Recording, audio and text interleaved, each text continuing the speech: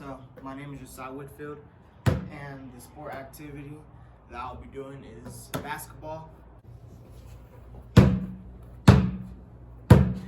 Basketball has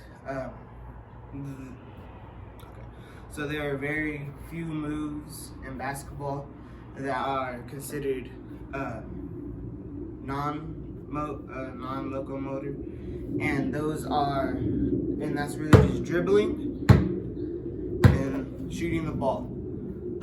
And that is because, so most people, when you dribble, the act is actually you're standing still and you just let the ball hit the floor and it comes back up. And that's literally, you're not moving anywhere, so that would be considered non-locomotor. And also shooting, even though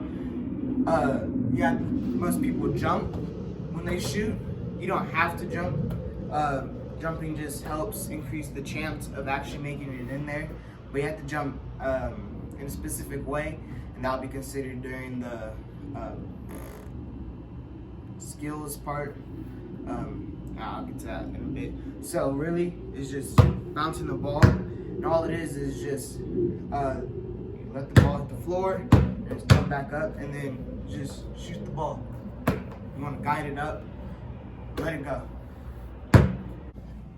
Okay, so next is the complex motors, and that actually would also be the dribbling and the shooting, because anyone could just hit the ball down and do all of that. But when you're playing basketball, you have to move the ball in certain places, so you have to control where you want the ball to go without even looking at it. So yeah, that's a skill they have to get down. Most of the time you just start with just one hand dribbling, getting the feel of it, that's what it is, and then you get your other hand, and then you can sit and switch back and forth, and then when you get good enough at that, you go behind your back, and that's a skill they have to actually train for, because you're not looking at it, and you have to move it around your back, and also going through your legs. That's a skill that needs to be trained. I'm still not even that good at it, but because you have to train constantly for it, and that's just for the dribbling part. But also, you have to learn how to shoot properly.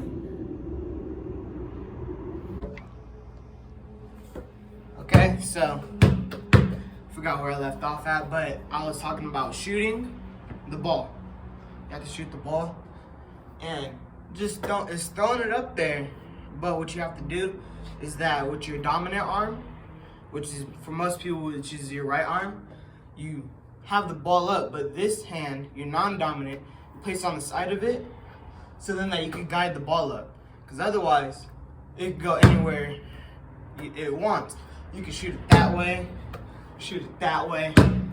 But when you have the ball, when you're guiding the ball, it helps to guide the ball straight into the direction that you want it to. Because otherwise, when you're shooting, if you're shooting just like this, you might try to go straight, but then it goes to the side. So you always want to shoot the ball with a guided hand. And that takes practice, because, you have to, some people just throw the ball up there, and it also takes practice, because then from whatever distance you're from, if you're from the 3-point line, you have to add more power to it. But you don't want so much power that it just goes off the back of the backboard, because then it bounces back and you don't get any points for that. So you have to practice on how much strength you need to put into it. And also, the most important thing, which might be confusing if you're new to basketball, which is the arc. And if you do math and geometry, the arc is the peak of the ball to the fall of the ball. So you need to have a nice enough arc so that the ball could travel upwards, so no defenders could touch it, and then go in at the exact same moment that you wanted to go into the hoop. And those two are really complex motors. So you need to practice your dribbling, practice your shooting. Those things that you need to practice. In basketball, you need all 6 skill components. You need to have a fast reaction time. You need to be quick. You need to be agile. You need to have power, you need to have balance and coordination. 6, right? Yeah, that's 6. You need a good reaction time, speed, and agility. That's the first 3 that you really need. Because you have a timer. And so you have to react quickly because you only have 24 seconds to make it from one end of the court to the other end of the court to make a basket. That's all the time you have. 24 seconds is not a lot because then you have people that is in your way trying to block you from getting there. So you need to react very quickly because if you're running down the court and someone is in your way, you need to react quickly to get around. You need to react quickly, and if someone's in your face and you need to shoot, you have to react quick. And not only that, but when you're on defense, when someone goes to shoot, you have to determine the time when to jump up to try to swat the ball out of their hand because they could fake the ball. So they could go up with it, and because you have a slow reaction, you could jump with wrong timing, you could jump and they bring the ball back down. So now you're on the floor and you're landing and then they shoot. So you have to have good reaction time. But not only that, you need to have speed and agility because, again, while you're on offense, there's people in your way.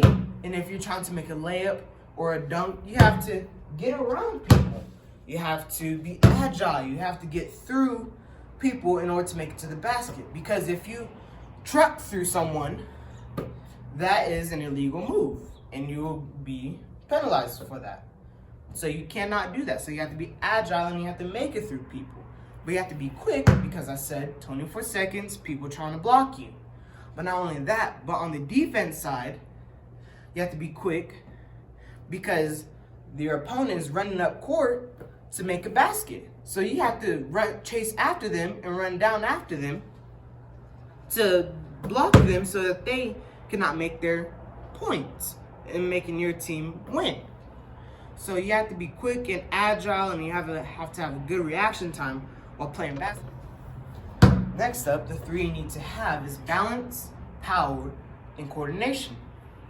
Your balance is important because when you're on defense, you have to be a rock or a wall. You have to be the person that is guarding the other person. So if they're trying to go around you, you have to have enough balance and stand, and you have to plant your feet so then that they cannot get around you. Because if you have low balance, they could just, go right through you. So you have to be there, and you have to be like a wall, and you have to have enough balance so that they do not knock you down and get through you. And also, when you're on offense, you have to have enough balance so that if you stumble, you don't whoa and fall. So you have to have enough balance for that. But also, you need to have coordination and power. Because when you're dribbling and shooting, you need to coordinate where the ball is with your hand-eye coordination. Because you need to know, because you have to look at the person in front of you. You can't look down at the ball. So you have to trust where you're going with the ball. And that takes coordination. While also not that is that you need to have enough power, because if the ball is a little deflated, it's going to go down a little bit more, so then you have to put more power into it. But if the ball has a lot of bounce to it, if you put too much power into it, it's going to bounce too high, and you don't want it to bounce too high. And if you don't put enough power into it, it's going to be all the way down there. So you have to have balance, power, and control there. Coordination. Also, when you're shooting, you have to have hand-eye coordination, so your hand is in front of you. That means that if you guide the ball up, the ball should go to the basket that is in front of you. But also, not only that, is that, as I said before, you need to add the correct amount of power to it. Because if you don't have enough power, the ball is not going to make it into the basket. But you have too much power, it's going to go doink right off the basket. So you have to have enough power, coordination, and all that stuff in order to play basketball. And the last part is the manipulative skill. And that is literally just manipulating the ball to where you want it to go. Because when you're dribbling, there's somebody that's trying to defend you, that's trying to defend the hoop. So they're trying to knock the ball out of your hand while you're dribbling. They want to swat that ball. They want to take the ball. So you have to guide the ball into places where they can't reach it. So if you have someone, you want to manipulate the ball to this side, or if someone's on your right side, you want to manipulate the ball to your left side. So then that way, they can't reach the ball. Because your body now is between you, and, is between them and the ball. Meaning that you have to manipulate it that way. Also, you have to shoot the ball. And you have to manipulate the ball into going into the hoop. Or you have to pass the ball. Pass the ball to one of your teammates. And you have to manipulate the ball, because if you try and pass to your teammate right in front of you and you don't manipulate the ball correctly, it could go all the way down to someone that you don't want the ball to go to. And you end up losing the game or not getting a point or something like that.